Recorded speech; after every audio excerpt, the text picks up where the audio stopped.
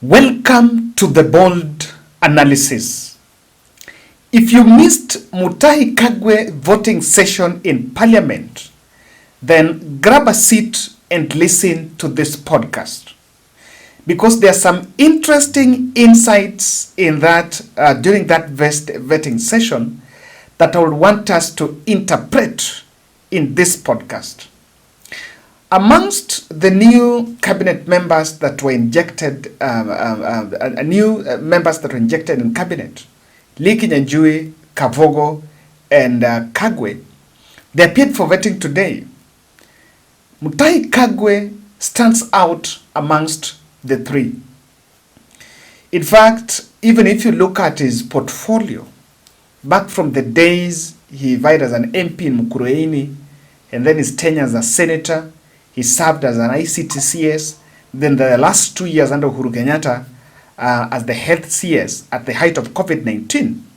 The level of coordination that actually he put in place during the COVID crisis is really is something that quite communication experts in this country adore.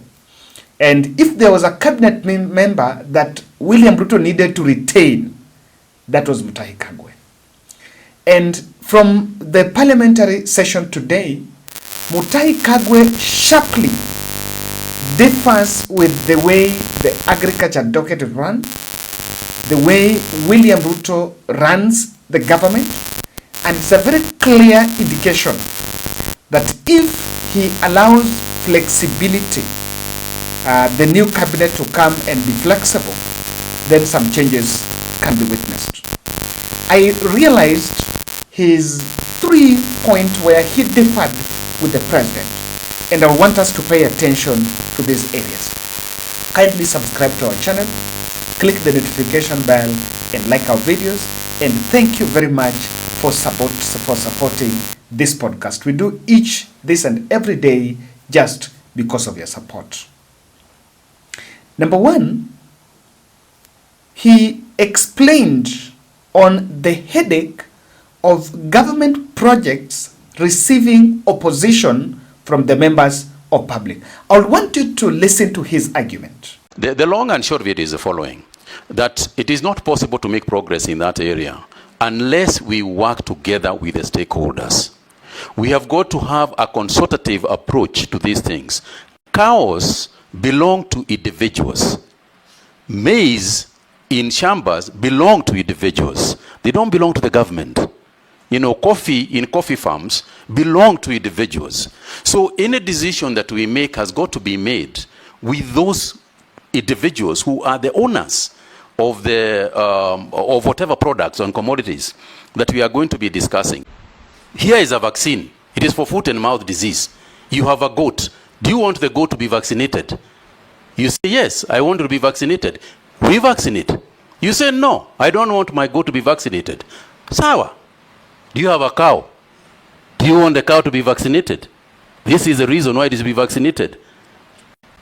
You say, yes, we vaccinate. You say, no, we don't vaccinate. That's number one. Number two is that they are experts in these areas. I'll tie that up with what you said about COVID, the issues of COVID, which I'll come to on its own at some point if the chairman will allow. To do so, we got the right information from the people who are technically qualified to give that information. We had epidemiologists, led by one Professor Anzara, who informed us about the right thing to tell people and the information that people need in order for them to make their own decisions. So the first thing is that we have got to be consultative. We have got to consult people. We have got to consult the owners. We have got to the owners of agriculture. We have got to consider the experts of agriculture, so that as we make progress, we move together. We work together. That exactly is it. And that exactly is what has been lacking.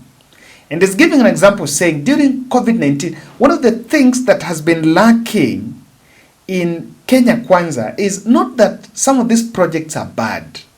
In fact, on vaccination, if we are truly vaccinating cows so that we can boost our market abroad, then there is nothing wrong with it.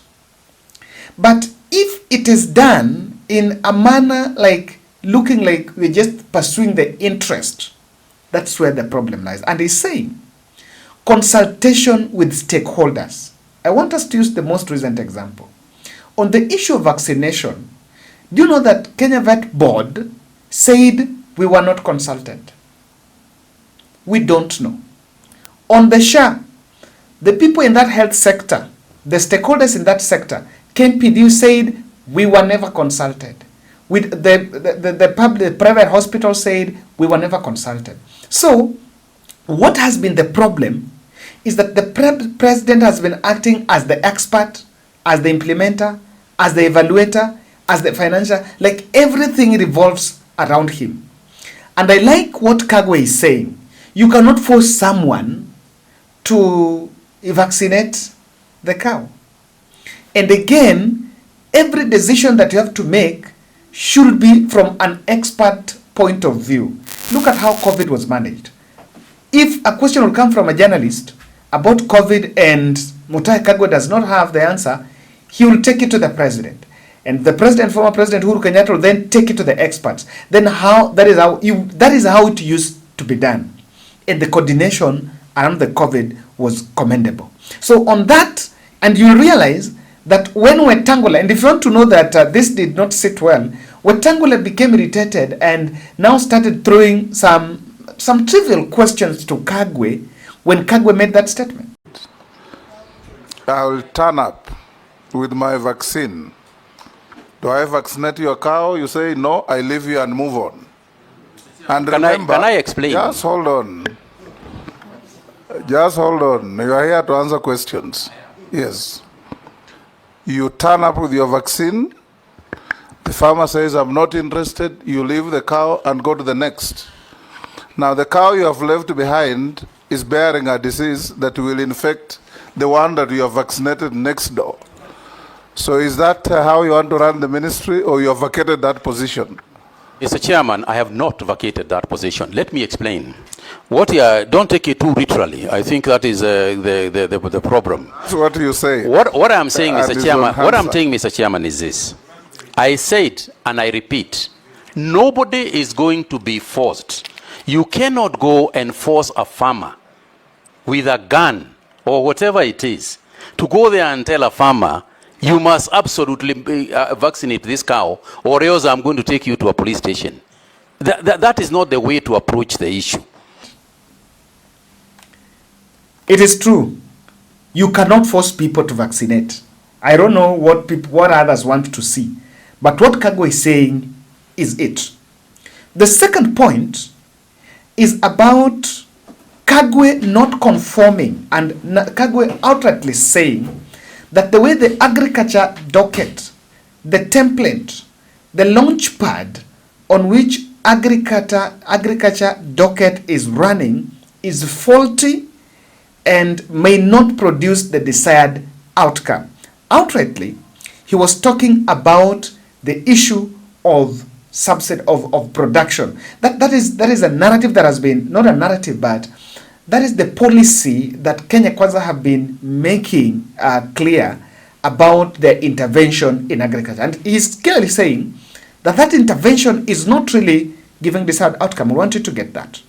First, there has been a misguided notion, I think, over the years that we have all made.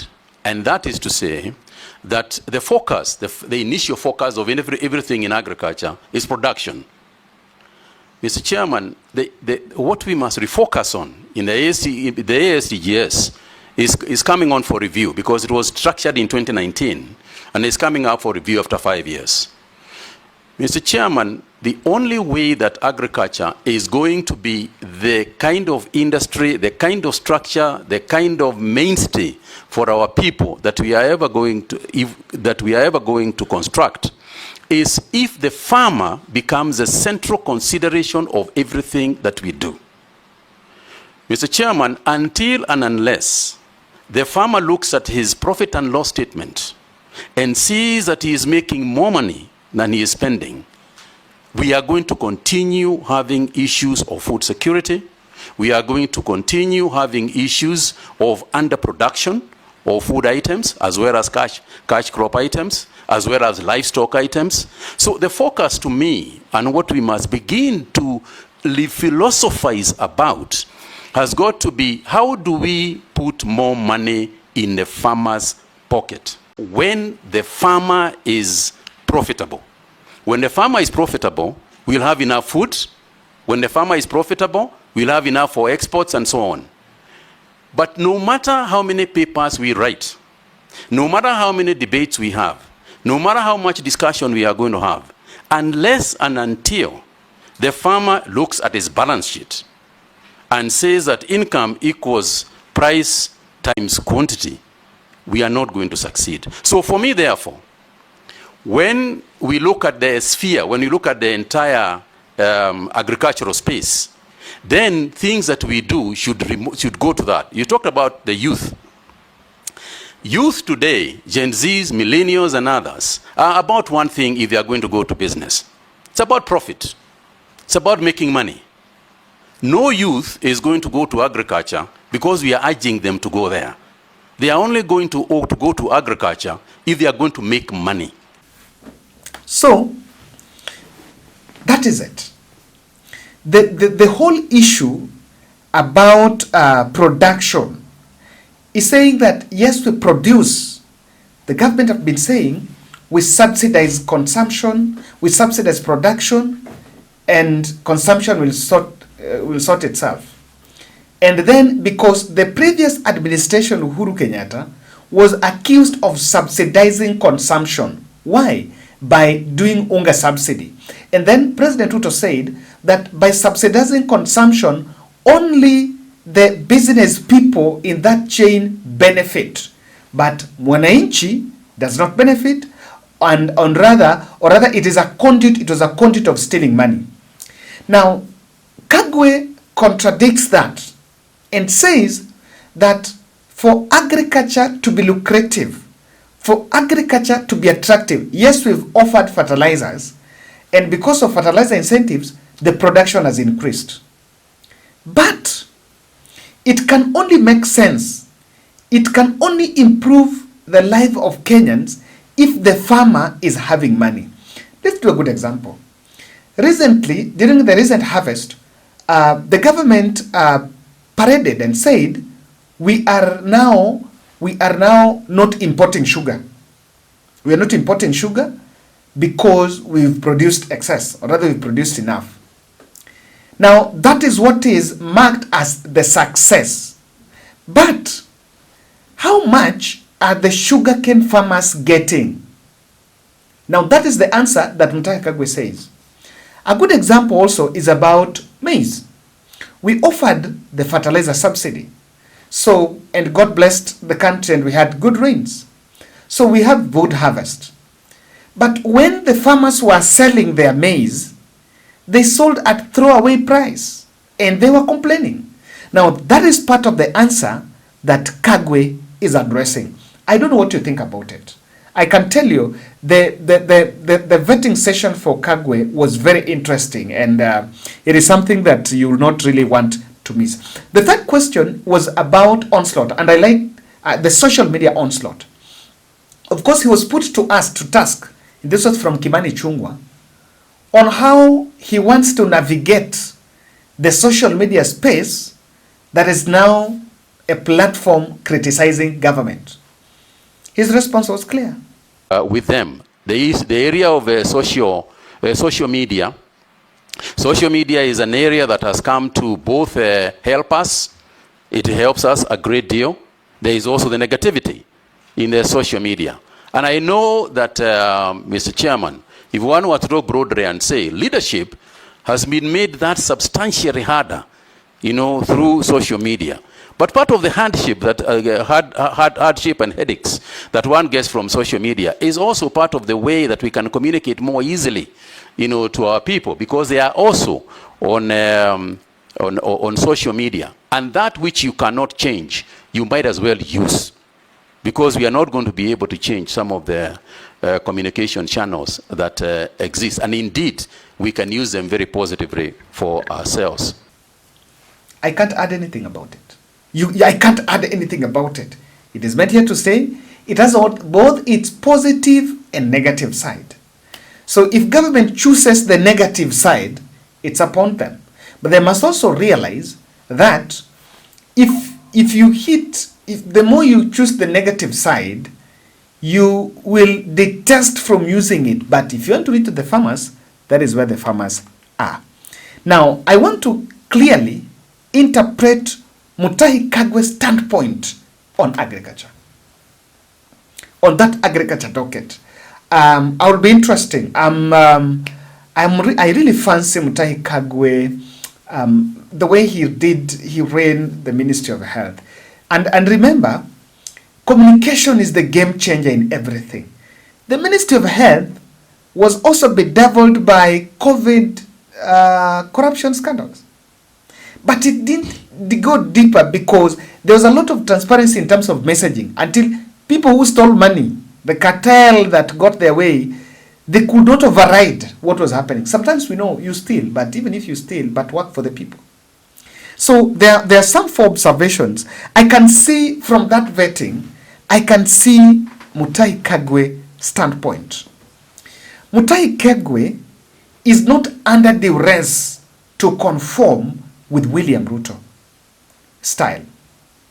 In fact, there are people who, and when you follow the vetting, remember this agriculture docket is one that needs stability. If there is a docket that really needs stability, is that agriculture docket. It's now exchanging hands to the third person since 2022. It started with the Mithika Linturi. After Mithika Linturi was dismissed, they brought Karanja, who has now been deployed to be an ambassador in Brazil, and now Mutahi Kagwe. So it's the third one. I hope it's going to be the last one on Ruto's term this year. I hope you're not going to do another reshuffle, but who knows. So when you follow the vetting session of some others who normally appear before Parliament, they normally struggle to explain how they understand bottom up, how they can implement bottom up.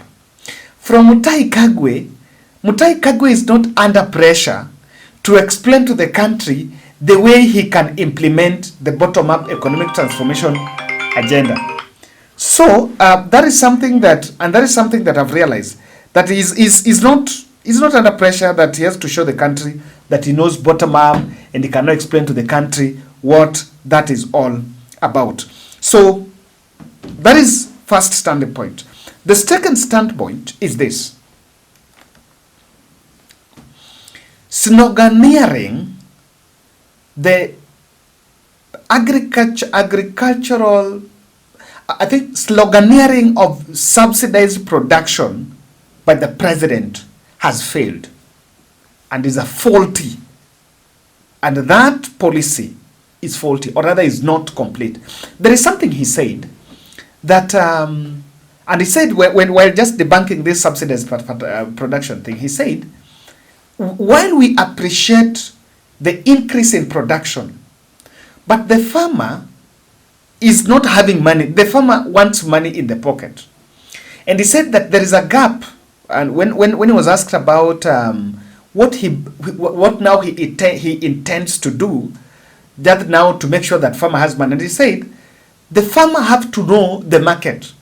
Of course, as you understand, the marketer, government marketer, the marketer of products and these crops is in the Ministry of Cooperatives under Oparanya. But he says that as the Minister of Agriculture, they must also step up and now coordinate closely with that Minister of Cooperatives so that they show the farmer where the market is. And that market must not necessarily be here in Kenya. The other third standpoint is this. Ruto must not be rigid to changes. Must not be rigid to the changes and Mutahi Kagwe standpoint. Because from Mutahi Kagwe point of view, he might not be able to deliver and have a track record in that agriculture ministry if William Ruto will not allow him to bring in his style, to bring in his expertise. And lastly, dictatorship when forcing government projects is a big blunder. The system should always be seamless. And he has responded to this, talking about that vaccination, that you don't force. When you tell people, people will buy. And this is something we've been saying here, that when you communicate it, people understand. People understand the motive. They will not look at the person speaking, but they will interrogate the message. Kenyans are not mad. It's true, Kenyans are not mad. And so his standpoint on we can't force, but we must communicate effectively and communicate well in time so that people understand our standpoint. Ladies and gentlemen, it is time for the ball to roll. I believe Mutahi Kagwe is going to be approved. And let's wait. Keep it here. We'll see how he runs the docket. Thank you.